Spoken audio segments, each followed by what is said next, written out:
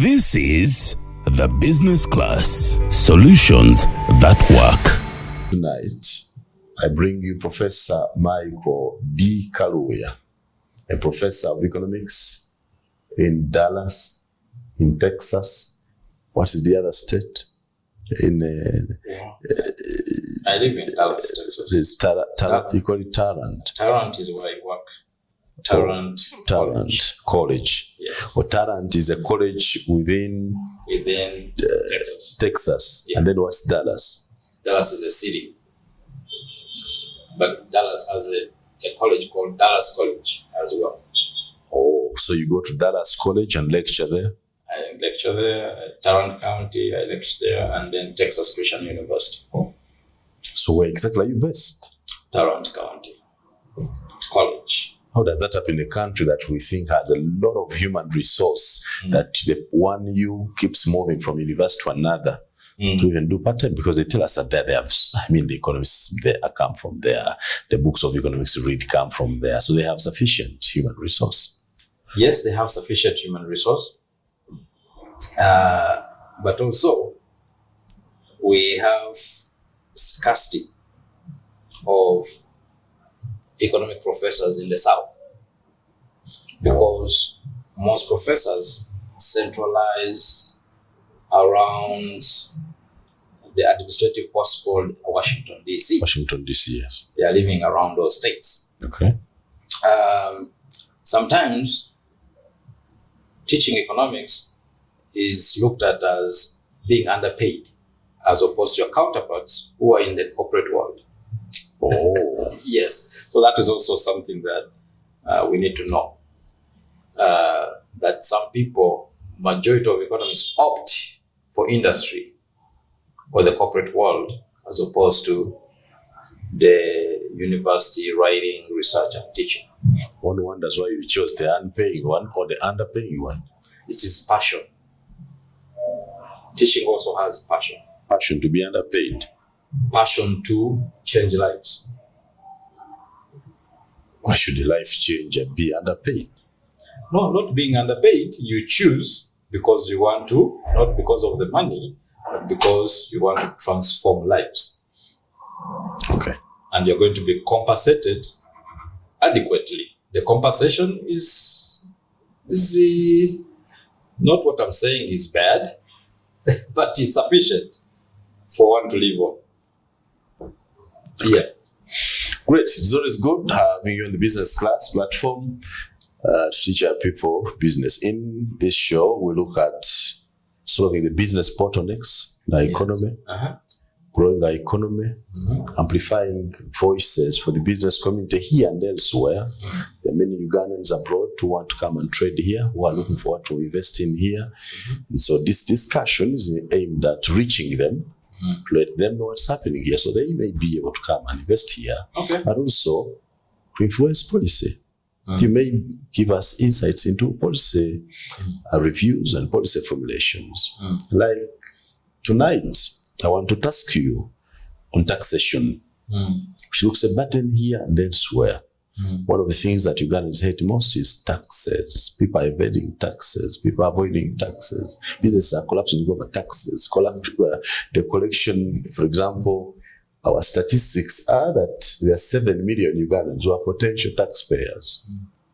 Out of the 7 million, Uganda Revenue Authority only collects from 1.28 million people. The elemental understanding is that 44 million Ugandans are carried on the heads of 1.2 million taxpayers. That's the country here.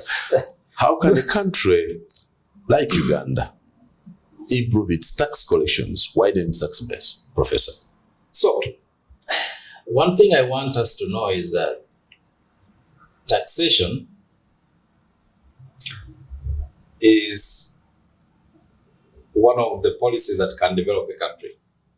Okay? Over-taxation is a bad policy to develop a country. Okay? Over-taxation. And I will explain what over-taxation is. That's what I want to do. Yeah. If you are taxing 1.2 million people, and those are the only people you are reaching out 2 years. It means you're going deeper into their pocket 2. to actually pay taxes to feed The 44. the 44 million people. So much as you mentioned that we have about 7 million potential taxpayers, that also is very small. Oh, out of 44? Out of 44. That is a very small number to feed 44 million people. Which means that our tax policy here could be emphasizing more of collecting money for tax purposes as opposed to growing the tax base. You grow the tax base by scaling the number of businesses or the number of people that are going to pay taxes. But of course, we have to, I think I've mentioned about putting emphasis on private sector investment. Okay. Legally sufficient businesses in this country that can actually employ people. I know there are factories out there that have employed people, but we need to do more. So what is government policy on ensuring that the private sector in this country grows? Okay. In the segment, I think about corruption, I think I did not mention something that one of the recommendations I gave was to make public service less desirable. What do I mean by that? Everybody that is going to school in this country is looking at government as my employer. Yes. That's what we do. That is wrong. I want to be a doctor. I want to be a lawyer. I want to be actually getting a job in the government is a celebration. But you can be a doctor and work in a private entity as a doctor.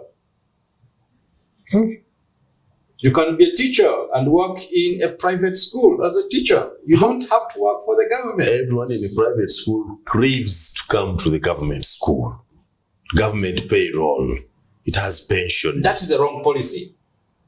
We need to revisit that. We need to be training job creators or business creators as opposed to job seekers from government. If you made government jobs less lucrative, won't the state collapse? Because many may run out of the state. The state will not collapse because the state now will be emphasizing to recruit people that are passionate and have that servant leadership mentality to be able to work for the good of the country. Because one of the issues of corruption is that we have an overburdened public service system. What is that?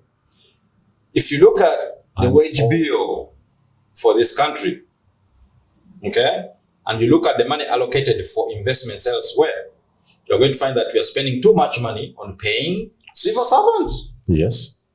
The cost of public administration. The cost of public administration is very high.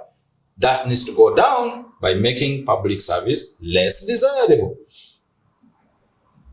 We only need people that are passionate to work and can exercise servant leadership to work for the good of the country. That as a policy. As a policy, everybody else should go into the private sector. So it is the government's responsibility again to actually create a strong and sustainable private sector investment. We need to encourage more people to do business. Okay. As opposed to looking for a job in the government. That will lessen the burden on public administration, but it will create opportunities elsewhere. What do I mean by that? Creating a bigger tax base at the end of the day.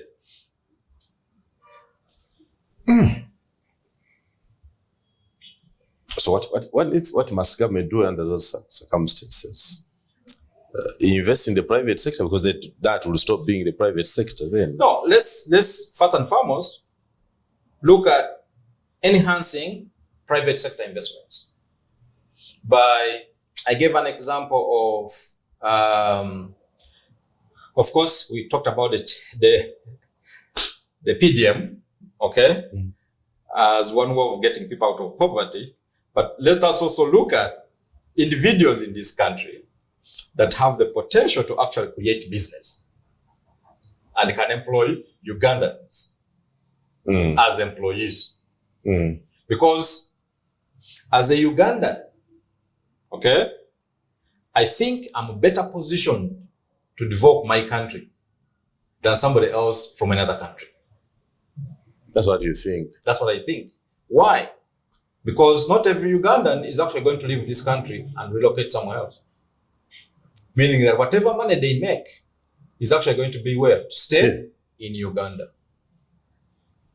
There's a lot of emphasis on bringing in a lot of foreign investors. That is good. The question is, what value is the foreign investment to Ugandan economy? How much, to what extent have we benefited from this? How many Ugandans are being employed by these foreign investments and adequately paid? The word adequate. You are now dealing with oxymorons. That does what work. Adequately paid is the two words are different, the opposite to the other. Yes. They live opposite or So, adequately. so the emphasis is to actually make Ugandans work. Because Ugandans are not running away from their country. Is it a good thing to pay tax? Do you pay taxes? Personally, I'm partly a tax expert in the US. And one thing I've realized that most people in this world don't want to pay taxes. But most people would prefer to pay something in what? In taxes. So what are we looking at? We need to be looking at most people who are at least able to pay something into the system.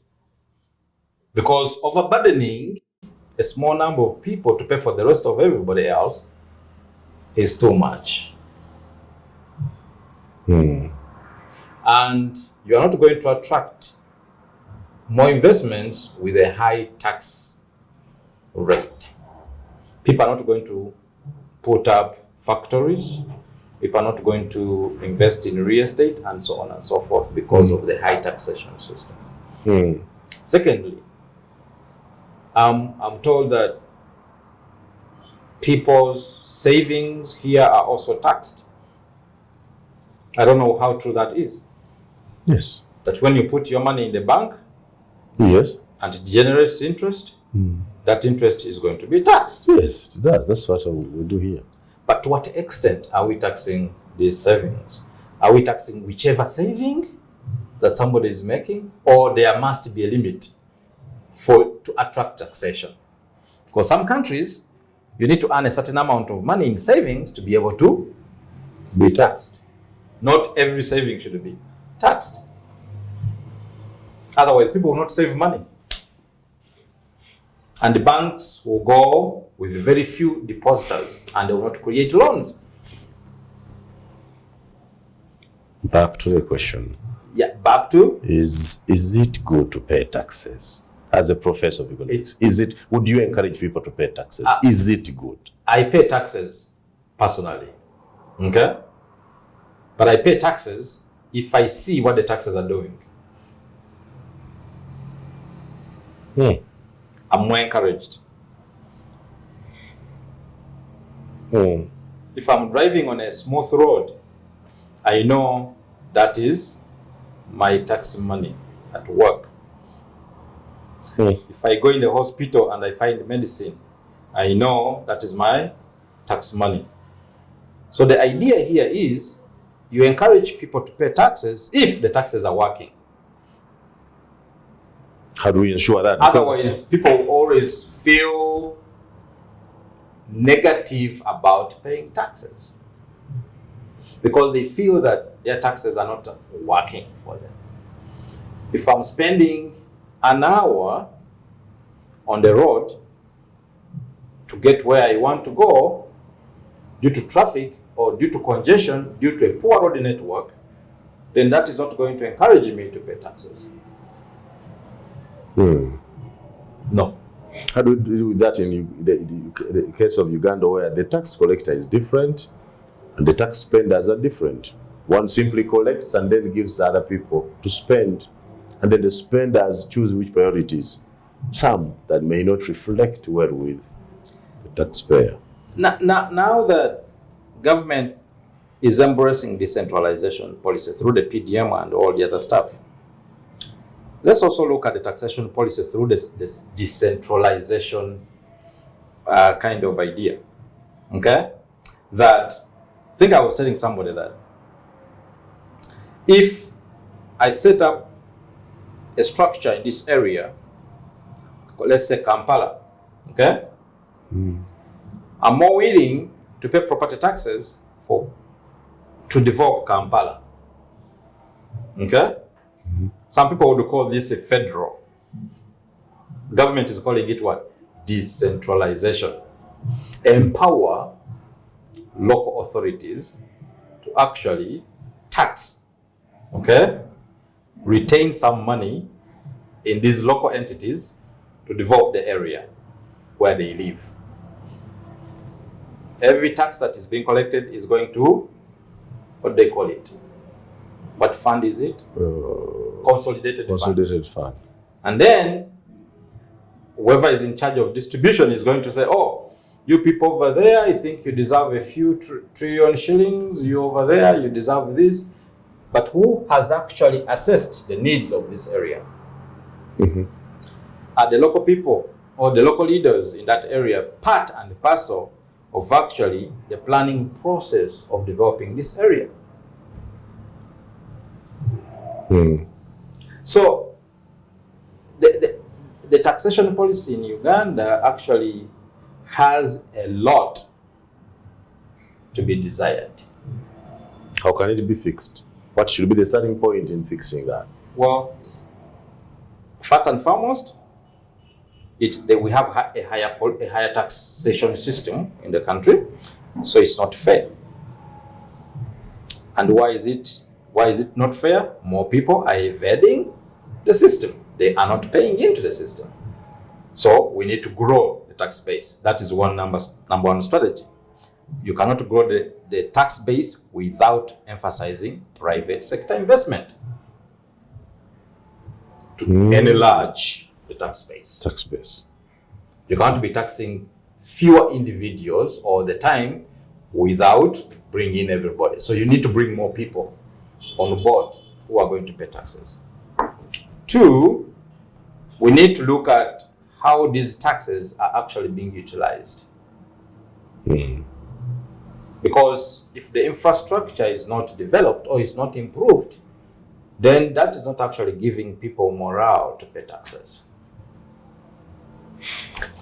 But if people look at the benefits of the money that is being paid in taxes, then they are also going to be more motivated to also pay what? Some bit of taxes. Yeah. There is a new tax now. What we have been doing, I think, in Uganda, that every financial year, government introduces new taxes on top of the existing ones. For example, this year we have a new tax called rental tax. Rental tax that if you have, some of you who are out of out of Uganda, but you have sent money and build some structures here for saving and people are renting, you should be able to pay a rental tax from the rent you collect from your tenants here. So how is that going to motivate me to actually construct more? And secondly, you're actually pushing more of these taxes to the tenants. Because I'm going to charge rent fee bearing in mind the taxes. So I'm going to levy the tax on the rental fee. If I have property that I'm renting out. I haven't looked at the rental tax properly and how it's being structured, but where I live, people actually pay rental tax, but they don't know. They pay rental tax. but they don't know that they do it. How is it done? It is inbuilt into the rent. That's what we want. That once you pay the rent to the landlord whose tax identification number is known and whose property is recorded and captured, remits a percentage to the revenue authority. Okay. And it does not come to the tenant. The tenant may not know. That is not. That landlord. is good. The landlord. But That is good. But at what rate? Is because if I know that the rate is 30%, and that means your rent is going to be higher by 30%. okay. Again, do we have sufficient housing That's the other question. to actually collect rent from? For example, That brings back to the question of developing the private sector, a good foundation of the private sector investment. if you had, because it is the other way around, if you had 30 million rentable or 20 million rentable structures. What I know is that we have a deficit True, we have of housing in our country. Housing and business space. Oh, we Yes, have. That's certainly true. We have. So we have that. So bearing in mind of that, then government needs to revisit, encourage more people to invest more money into housing. If that has been achieved, then you introduce this tax. So you think the tax should come after? Exactly. I don't Because know. we already have a deficit. I'm not saying that this is not the only country that have a deficit in housing. We also have some cities in the US that have deficits in housing. Okay. Yeah. Where people have to actually come together and live together through what we call roommate and stuff like that. But a developing country like this should be emphasizing more of actually developing more businesses as opposed to deepening the taxes or collecting more money out of the existing businesses. You get my point? Mm-hmm. Because you're actually constraining the sustainability of these other businesses. Okay. So encourage more creation of new businesses as opposed to suffocating the existing businesses. I know some investors in Uganda that have actually left Uganda because of taxation. Sure. Yeah. That our taxes are too friendly or Our too taxes harsh? are too high. Too high. Really? Yeah, because they're taxing everything.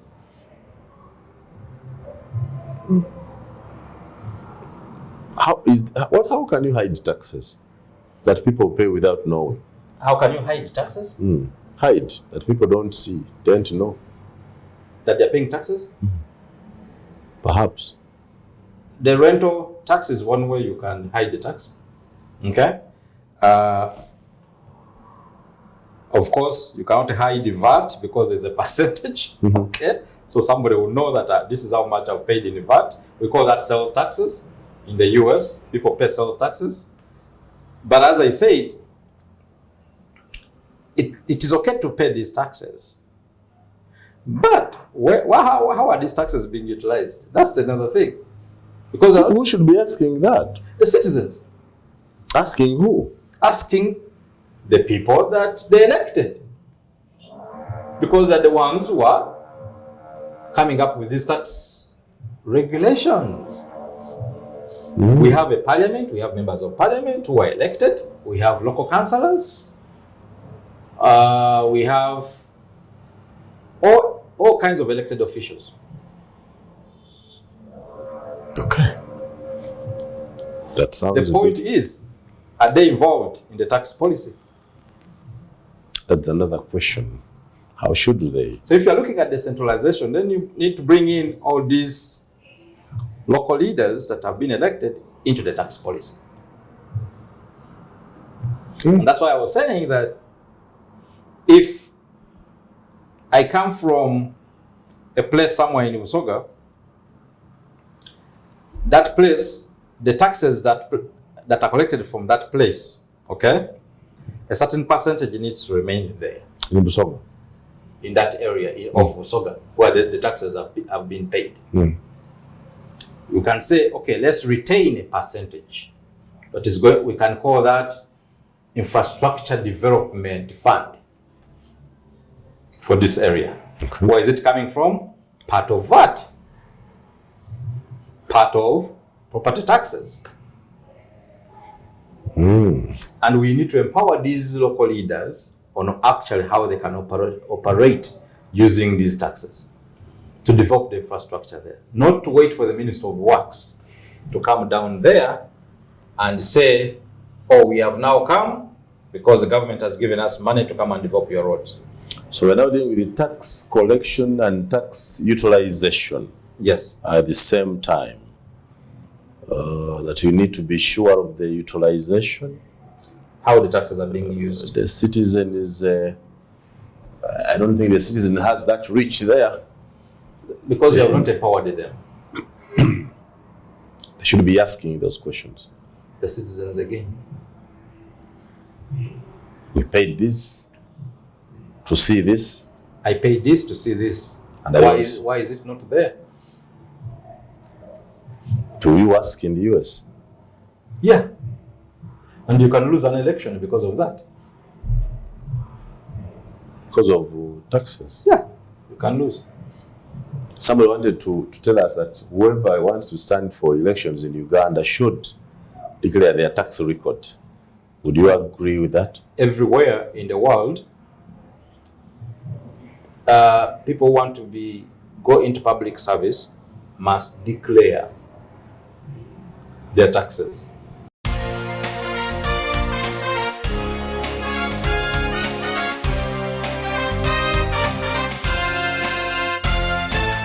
This is The Business Class. Solutions that work.